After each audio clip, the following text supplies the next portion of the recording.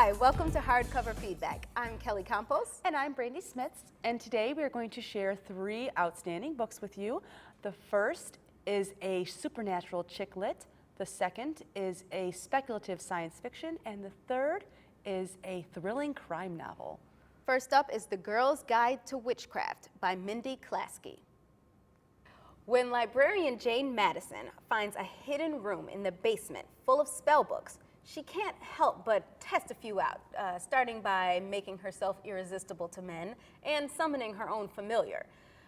Though her acts of magic impulsively bring her a grouchy warder, particularly sent to stop her magic use, Jane is not ready to give up her new life.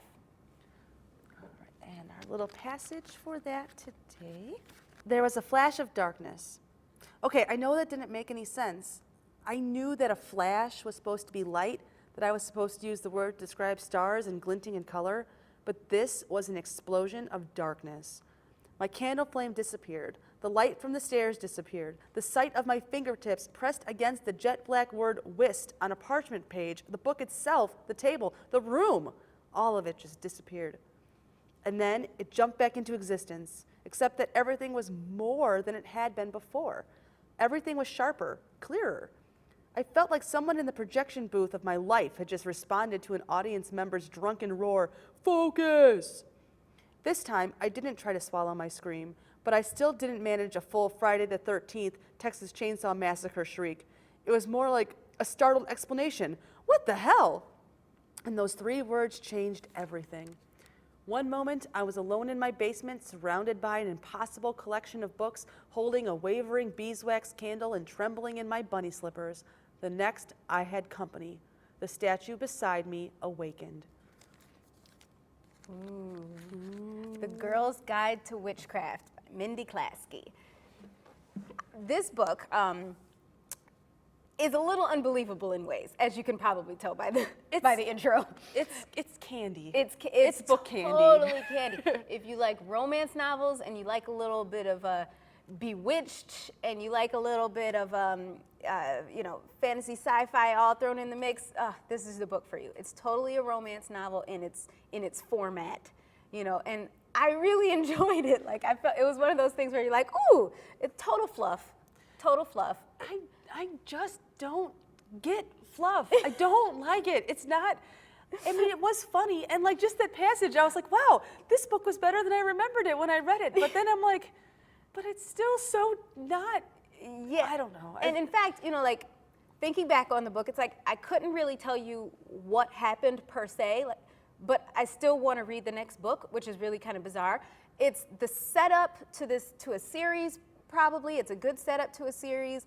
The characters I really enjoyed. The main character was funny. She reminded me in small ways of the main character from Sammy's Hill, right? Which we reviewed that book before. It's really important because she's a librarian, and yes. We librarians don't get enough Solidarity. Awesome play. So this is awesome because she's funny and she's quirky, and she's not like sitting in a little tight bun with right. glasses shushing everybody. Exactly. She's conducting mayhem of magic. It's right, exactly. Great.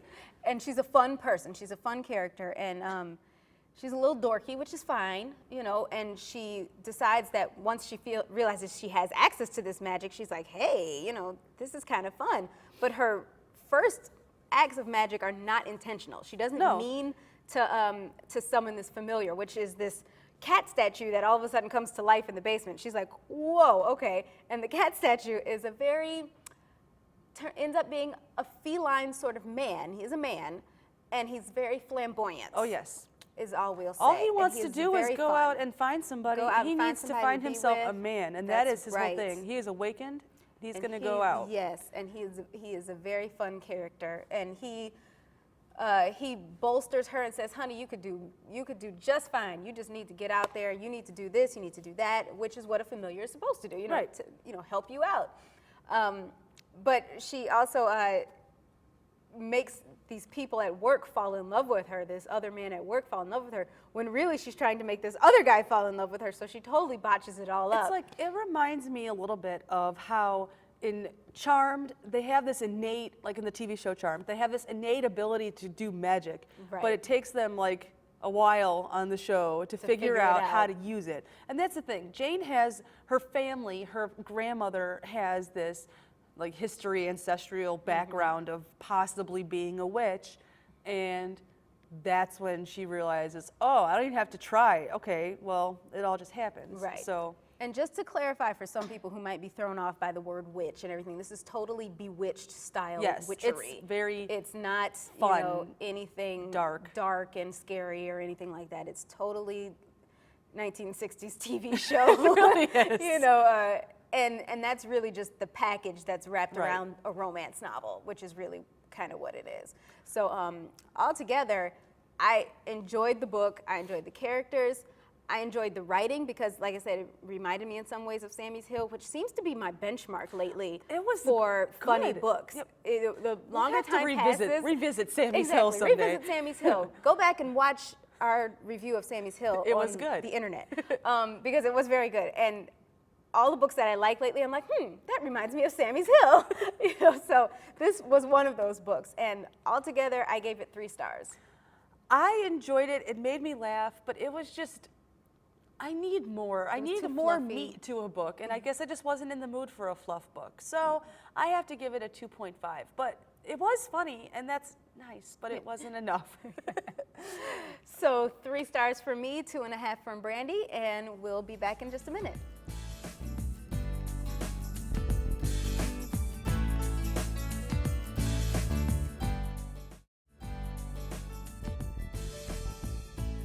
Welcome back. Our next book today is Into the Forest by Jean Hegland. Over 30 miles from the nearest town and several miles away from the nearest neighbors, Nell and Ava struggle to survive as society begins to decay and collapse around them. The sisters consume the resources left in the house, waiting for the power to return. Their arrival into adulthood, however, forces them to re-examine their place in the world and their relationship to the land and to each other. Looking back on it now, I'm sure the 3 of us were in shock. We were numb, still stunned by Mother's death less than 9 months earlier. So maybe we didn't realize as soon as we might have that after decades of warnings and predictions, things were actually starting to fail. Besides, living as far out as we do, we were used to having the electricity go off occasionally, to having to wait until the power in the more populated areas was restored before we got our power back. Perhaps it took longer than it should have for us to suspect that something different was happening. But even in town, I think the changes began so slowly, or were so much a part of the familiar fabric of trouble and inconvenience, that nobody really recognized them until later that spring. For a long time, it was a rare day when the power didn't go off at least once. Finally, it was a rare day when the power came on. This book could have been so amazing. Really good, yeah. It's so true to what could be happening in the next 30 years. Who knows? However, some disaster happens. We don't know. We don't even know what. That's the most description we get, which I understand the concept of leaving things mysterious, like if you think that it's not really important why it happened or whatever, but it's kind of important. It is. Like, oh, look, we have no food. We have no electricity. Why?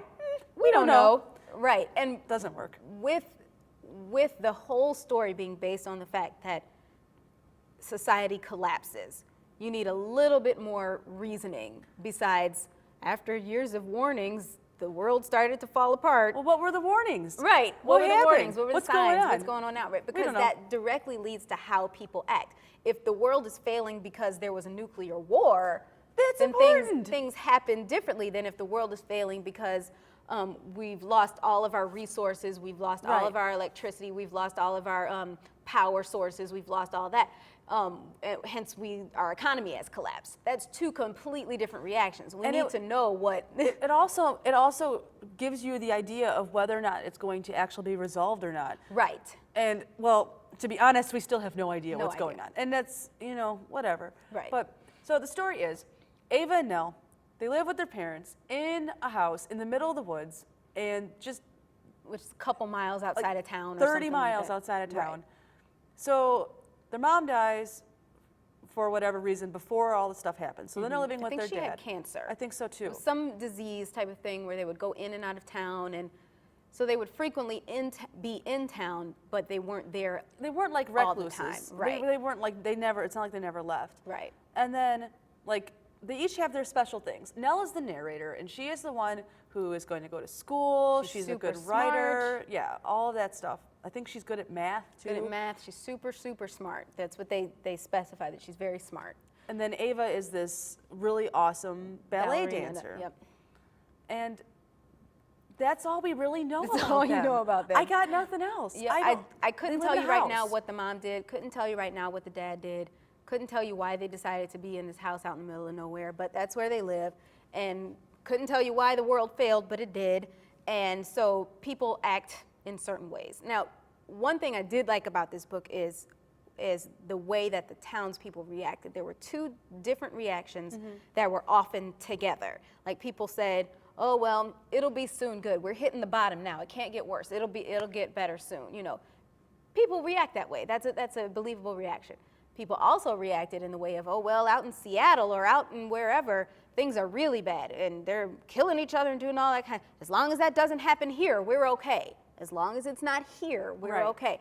And that's also a believable reaction. So there were certain things that rang true for me and said, okay, well, that makes this a little more believable and thing. But when the town really started collapsing, okay, they go to town on one of their last trips with their last bit of gas, and they go to basically the Sam's Club or whatever it is, and there's one guy that's working with a gun.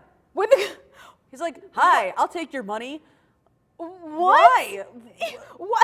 I mean, so basically he's claimed ownership of this place. He was a manager or something, you assume, and he's claimed ownership of this place, and people are actually paying him to take the stuff out. Why does he take money? Money's not going to do him any good. He obviously wasn't smart. So, well, I mean, then there's bonfires. They have these gigantic, like, bonfire parties in the middle of town where everyone's getting drunk. Right. I guess that is a little believable, though. I mean, it would happen, but it doesn't make any sense. But it still doesn't make any sense. Yeah. But, okay, so we'll move forward a little bit. Yeah. And there's something happens to the father, which I don't think we want to really say. No, but he's not around anymore. He's not around anymore, and it's, I'm not going to even go into that. He's and, not around anymore. And this is where it starts to get, where it really, really lost me. Ridiculous. There were two scenes that were graphically disturbing. Very much so. In different ways. And both of them, for no reason. No reason. They ruined the entire story. It's a very quiet story, and I could have accepted that if it had continued along the path it was going, where it's very much a mental story, how these two sisters deal with each other, with each other's completely different personalities, with the loss of all their dreams and goals, with the revamping of the world and how they fit into it. I totally get that, because the story is about this one small corner of the world. It's not about how the whole world deals with it. It's about them. It is a Bildungsroman. It is, this is a life. This is how it goes. Exactly. And that, I can appreciate that. Yes. But once it hits this point in the story, it's just like, okay, what?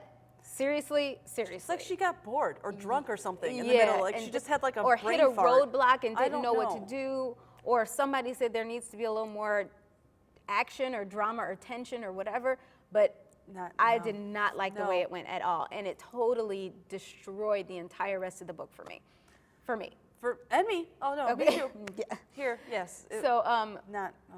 I wouldn't say it's a complete waste of time, because it does lead to a lot of discussion. Right. It's very interesting to just know that you read, and then if you don't like it, okay, if you like it, I have to disagree with you, but that's good for you. Have an opinion? That's great. That's right, because I'm sure there are people who love this book. In fact, there's a lot of reviews on the back. That's fine. I thought people did. There you go. And people do. Yeah. Not us. I, for one, wrapped my little brain around it, and I gave it 1.5 stars. I have to agree with you.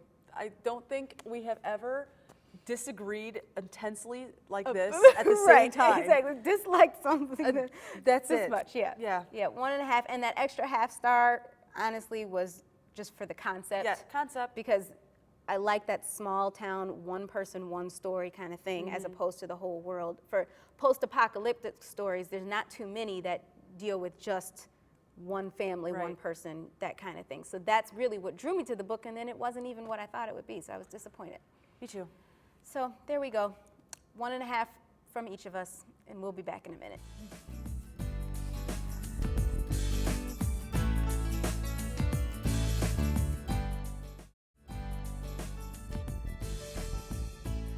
Welcome back. Next story we have for you is The Coffin Dancer by Jeffery Deaver. Detective Lincoln Rhyme is on the hunt for an elusive murderer known only as the Coffin Dancer, a brilliant hitman who changes his appearance faster than he adds to his trail of victims. He's recognized only by his eerie tattoo of a woman dancing with a Grim Reaper in front of a casket. When the Coffin Dancer targets federal witnesses, Rhyme has only 48 hours before the dancer strikes again. Lincoln Rhyme's opulent memory intruded momentarily as he lost track of what the detective was saying. An image of the office where the dancer had left the bomb 5 years ago came to mind again. Remembering, the trash can, blown open like a black rose, the smell of the explosive, the choking chemical scent, nothing at all like wood fire smoke, the silky alligatoring of charred wood, the seared body of his Tex drawn into pugilistic attitudes by the flames. He was saved from this horrid reverie by the buzz of the fax machine. Jerry Banks snagged the first sheet. "Crime report from the crash," he announced. Rhyme's head snapped toward the machine eagerly. Time to go to work, boys and girls.